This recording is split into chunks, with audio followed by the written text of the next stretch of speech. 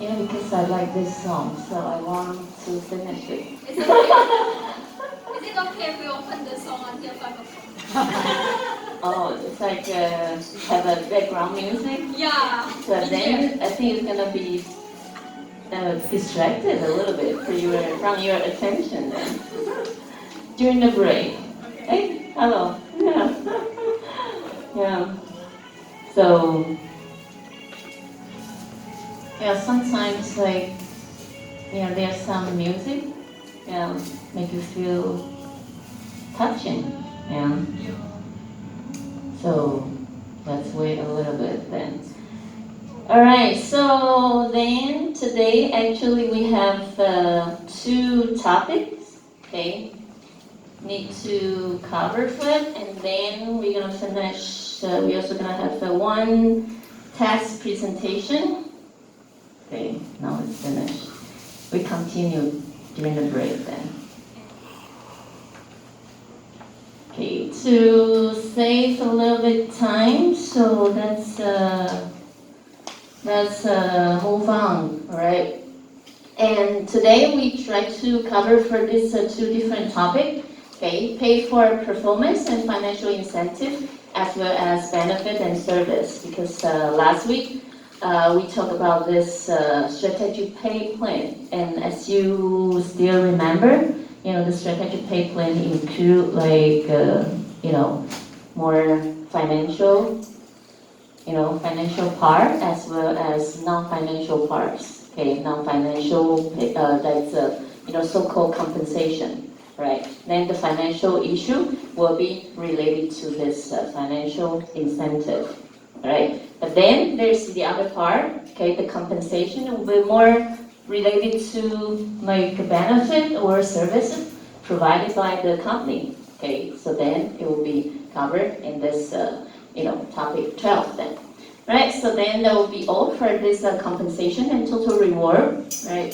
So for this pay for performance and financial incentive, okay, from like earlier, this scholar called Fred Taylor, okay, he's the father of scientific management, okay, he proposed that, because actually he also worked for this company, and then he found out there's some worker after this 8 hours, working hours, and then, the workers, after they go back home, they can still have like continue their part-time job. So then for him, he's sort of be wondering about like, it seems like for the employee, they still have, they save some energy, for them to be at work.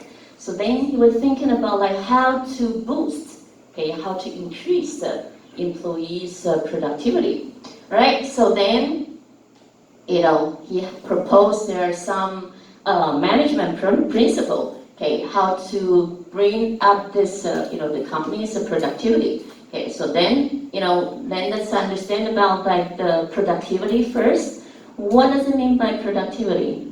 I think you also learn about this in your management class. That's it's a management 101 class. Yeah, if you like before, if you're in the business school, you should learn the fundamental management class, right? What does it mean by productivity? Yeah, okay. You go first. Defined as the ratio of the output, like goods or services, divided by the input. Okay. Maximize which one? Maximize the Output. the output and Minimize the input. Very good. All right. Output divided by the input. But then the output has to be maximized. Okay, so that is the ratio of the output divided by the input. Of course, if the input that you contribute in this project, okay, is a little bit less, then that brings your productivity better. Okay, so I think this concept is quite easy. All right, so then from this Taylor's principle, how to boost, the company's productivity, then, it's better to use some financial incentive. All right, that's one of the of the main issue principle that he proposed. So if he proposed about for a firm, for a company, if they can bring some more financial incentive, so then they can boost what? They can boost up what? Performance. Performance. Okay, boost up the employees' performance. So if the employees' performance will be better, that indicates that they contribute more, dedicate a little bit more, okay, at their work. So of course, then the productivity will be better then. All right. So that is a kind of simple rule. It's related to money as well as motivation.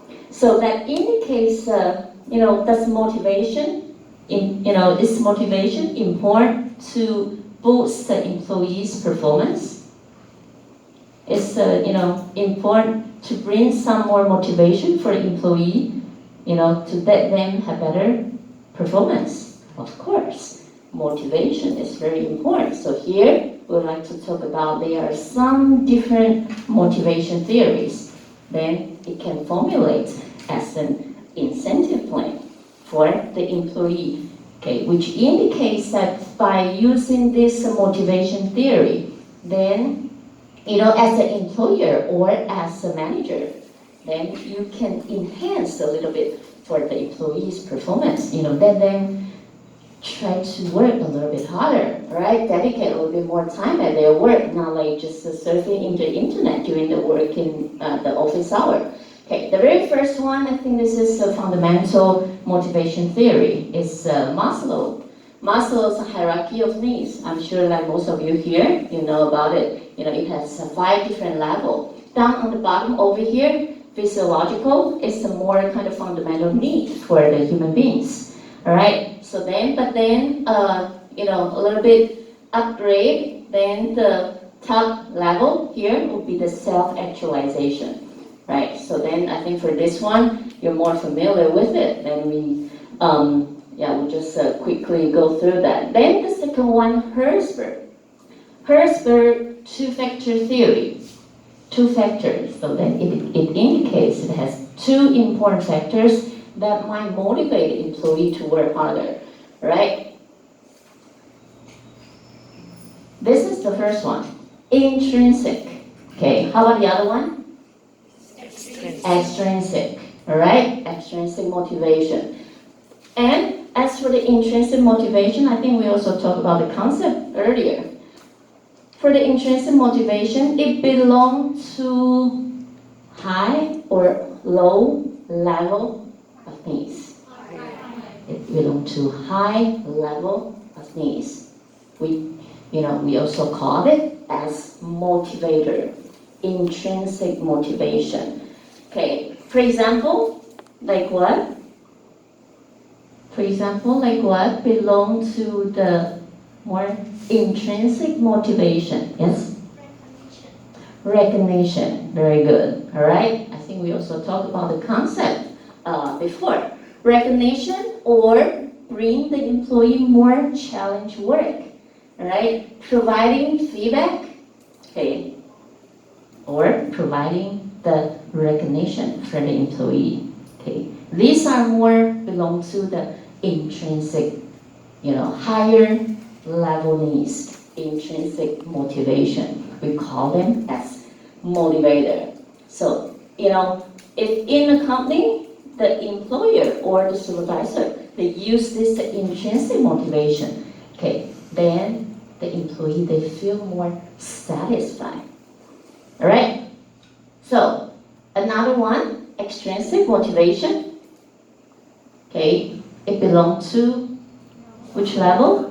Lower level. Okay, lower level needs. We call them as hygiene factors. That indicates, for example, what are they? Extrinsic motivation. Yeah, Anderson? Working conditions. Working conditions. Good. Working conditions or like money-oriented salary, okay, or incentive pay, etc. Okay, all this belongs to lower level needs. We call them as hygiene factors. Right? Okay. So if a company you don't provide them this, they feel dissatisfied. But actually they don't really feel satisfied, right? Actually, we talk about this concept also in the management class, okay? Dissatisfied. If you don't feel dissatisfied, does it mean that you feel satisfied? Is that equal? No, it's not equal, all right? So without this, if the company, provide the employee this, they don't feel dissatisfied. But actually, they don't feel satisfied.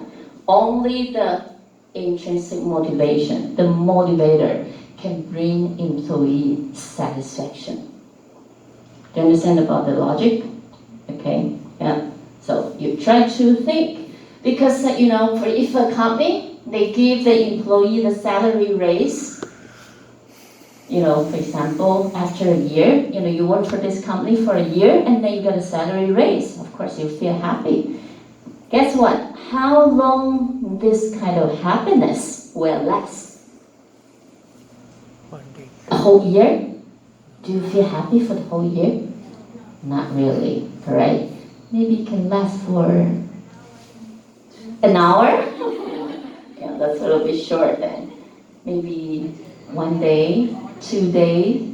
If you can last for 3 days, then that will be maximum, right? After that, well, you already get used to it. Then you expect next salary raise will come, right? So that is the issue. It's more belong to the extrinsic motivation, right? Okay. But then if you get the kind of some recognition, by your supervisor, of course you feel happy, right? That kind of happiness can last a little bit longer, right? And the third motivation theory, okay, is Edward Dacey. It's like a demotivator. Okay. Demotivator, it indicates there are some approach. Well, it might bring the negative effect for the employee. Okay, for example, if a company, they highlight, too much which kind of reward, it might bring the downside, the negative effect. Exactly, extrinsic reward. Do you know why? Do you know why? Why is put too much heavily, to emphasize too much on this extrinsic reward? It might bring some negative effect. Yes? Because maybe when employees relying too heavily on extrinsic rewards, and it doesn't feel that expectation, so yeah, it can bring them to the downside, like they will feel sad or unsatisfied or something. Mm-hmm. It doesn't feel that expectation, and they want, when they get one reward, maybe they want more and more and more, but it's hard for the company to really feel what the employees want. Yeah, okay, good. Others? I think earlier we have someone try to, also have some different argument, yeah? Catherine? You? No? No? Have you ever been the volunteer? Yeah. Yes. For you to be the volunteer, do you get paid? Of course not. Yeah, that's the so-called volunteer. But then, for the same job, at the beginning, you start from being a volunteer, right? And then because your performance is very good, and then all of a sudden, this company, they are, have a little bit shortage of the manpower. So then they ask you, would you like to be the permanent employee for this company? So then your role play, change from the volunteer to their permanent employee, right? But then for you to be the permanent employee, do you start to care about this salary or the salary raise, etc., or the benefit, all this compensation issue? Yes, right? But then before, when you were a volunteer, do you care about all those? Yeah, that is the issue. Okay, so sometimes I've heard, the company, if they If the policy has been changed or the role has been changed, actually the effects also will be changed. All right? So then for most of the company, if they put too much on this extrinsic reward, it seems like kind of the motivation, before, for you to be the volunteer, the motivation is that you want to help. But then if the role play has been changed, then the motivation, okay, more intrinsic motivation is gone. All right? It's also the same as I'm not that sure because I think before sometimes I check with the students. I'm not that sure when you were little, for example in the elementary school, for your parents, do they try to encourage you to study hard? So then your parents might tell you, if you got one score, it's a full score, so then, you might get some reward, one score, one course, if you got a full score, then you got $500, for example. Okay? Yeah. Did your parents do that? Give you this kind of incentive? Yeah. Yeah, maybe some of you, some parents, they did that, But then, after you graduate from elementary school or after your high school, then no more this kind of reward, no more this kind of incentive, okay? When you get into the college, no more this kind of reward, all right? Yeah, so then for some students, they lose this kind of motivation, right? It's not like kind of studying for them, it's really they wanted to. They did it for this, financial reward, right? So that is the issue, the demotivator, right? So extrinsic rewards sometimes they detract a little bit from the person's intrinsic motivation. So that is the issue then. All right, so that's in this psychological contract theory. It also mentioned about it's for this salient monetary reward is a way it's more toward to instrumentality. Okay, and instrumentality way to increase the likelihood the employee interpret the employment relationship as what instead of relational. Transactional. Yeah, it's more like a transactional, right? It's kind of make some deal, all right? Yeah, transactional instead of relational, right? So that is psychological contract theory. Okay, then the other one, the expectancy theory. I'm sure maybe for some of you, you heard about this theory. For the expectancy theory, there are three important components. Okay, are consistent in formulating the motivation, all right? E, I, and V. Okay, so here it indicates that this expectancy theory, it indicates that a person's motivation, it can generate some different level of efforts. Depends on these three different issues. E indicates what? Okay, let me try to find someone who has a speaker today. Yes? Okay, expectancy. It indicates as an employee, he or she expects his or her efforts will lead to performance. Okay, that's normal, right?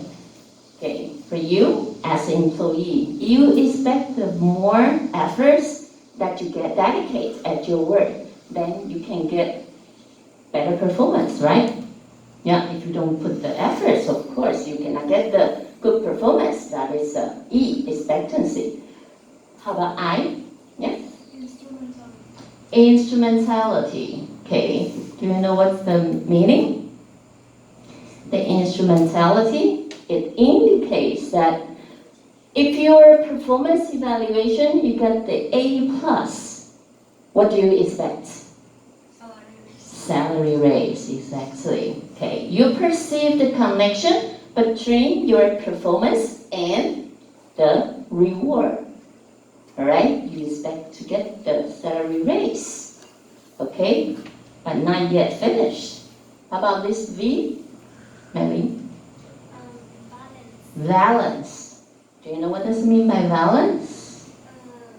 Like how the outcome of the employee's performance.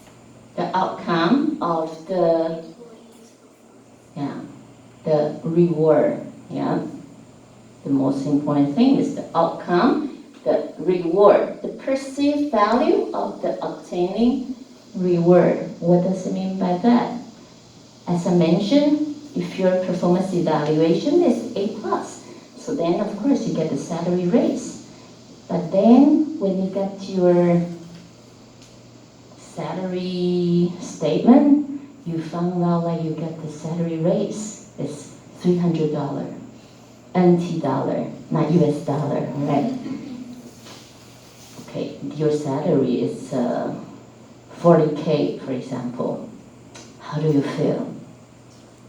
Quite upset, right? Yeah, so this is something related to balance because you expected more, the perceived value, right, to get the reward because you get your performance evaluation is A+.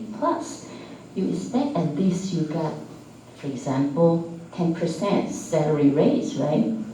That's normal, yeah. But then it end up that you just only get $300 salary raise. Of course, you got very disappointed.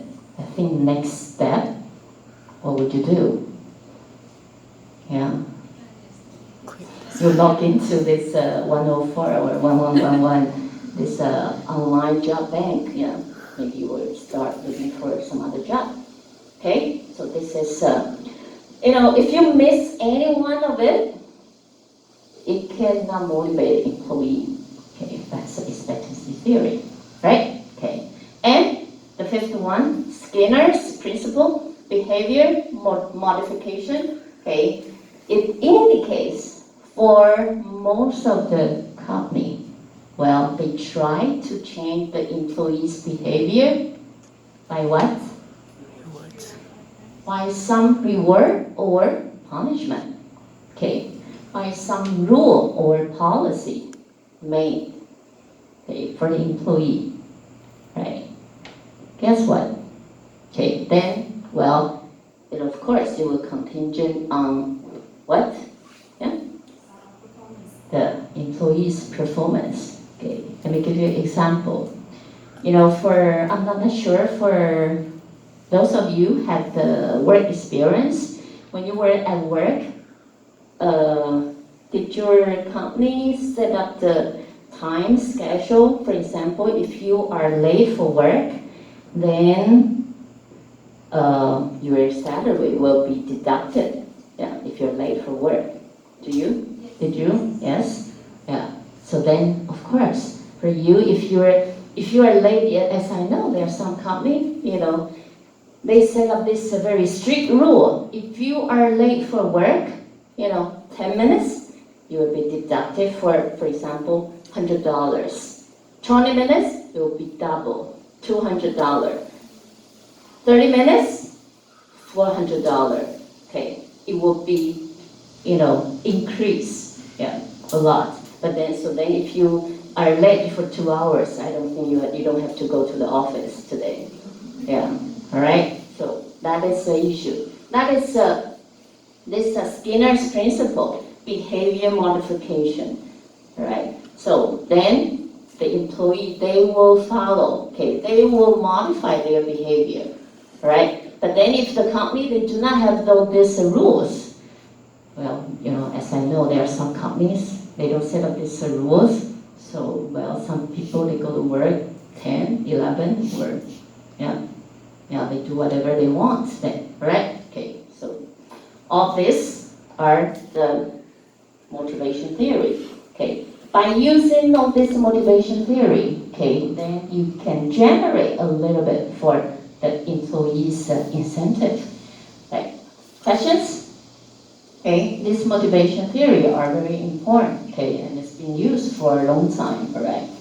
Okay, and the following one we'd like to talk about would be some different incentive, okay, for like individuals or for salesperson, or for like the managers, right? Let's start from the individual employees, okay? As we mentioned earlier, okay, there are some different incentive approach, to motivate the employee to work harder. Okay? So, for example, there are some type of, kind of work, the nature, the style of the work. It will be the employees, their performance will be counted as like kind of by their piecework, all right? So then, of course, if you want to motivate this employee to work a little bit harder or to be more, efficient, then they will be counted as a piecework plans, right? For example, for those people working in the assembly line, okay, they will be counted as like a piecework plan, right? And by using this merit pay, it's a salary raise, okay? Like if the performance is good, then they get a salary raise, okay? That is the second one, okay? Salary increase awarded for those, who have the good performance then, right? And then there's another type of employee, they are more profession oriented, okay? Professional oriented. Okay, for example, like engineer, sort of,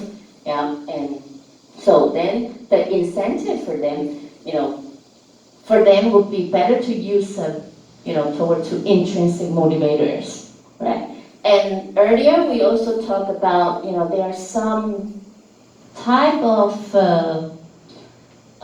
person, because of, their performance is good in this department. But then, well, they don't want to be promoted to be the administrator, to be the manager. Okay, remember before we talk about it. So, what could be the other approach to reward for this employee? If they don't want to be in the managerial level or to become the supervisor. Yeah, for example, engineer. There's some engineer, then, well, they feel comfortable to be, at their project. They don't want to lead a department. Yeah, they don't want to be the department's head. Yeah, but then for this employee, yeah, because they have good performance then, yeah. So, what could you do to really give them the recognition? Yeah, before we talk about it. Promote him to be a senior engineer to lead the most important project of the company. Yeah, exactly. Okay, promote them to be the senior engineer, okay, in that position, and they are in the senior position. So then for those, senior engineer, they can also guide a little bit, help to guide a little bit for those junior engineer, right? Yeah, so then of course their salary could be as high as the manager, and then they don't have to take the responsibility to be the team leader, right? So that's we call them as a dual career, right? Dual career ladders. So that is also another type of incentive for this professional employee then, right? So, and then there's some other non-financial, okay, recognition-based award. Okay, for example, employee of the month or the employee of the week, yeah, something like this. Have you ever been to the restaurant? And then, yeah, sometimes in the entrance, in the hallway, in the restaurant, they will put some, like this, yeah, employee of the month or employee of the week, yeah, or in the real estate industry, yeah, they also do this, right? So it's a kind of incentive.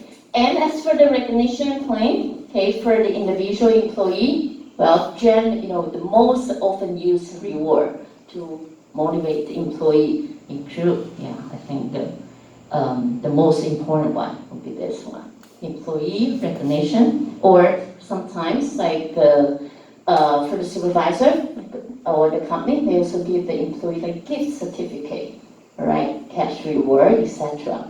Or, sometimes after the employee conducts some project, it's been quite well, it's also good for you, as a supervisor to send him or her the email, okay?